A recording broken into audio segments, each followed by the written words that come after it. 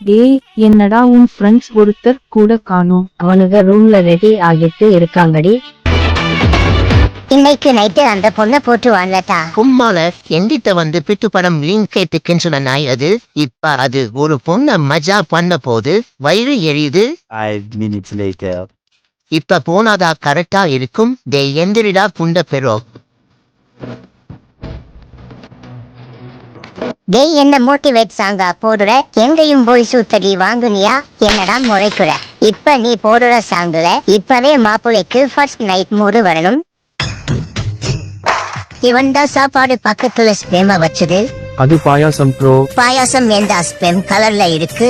நான் சொல்றது எல்லாருக்கிட்டையும் சொல்லியா? உனக்கு டிப்ஸ் தாரேன். சொல்லுங்க ப்ரோ. பொண்ணு மாப்பிள்ளை ஜோடி புண்ட மாதிரி இருக்குன்னு சொல்லு. ஒகே தல. எப்படி நீ கலங்கஸ்தவா?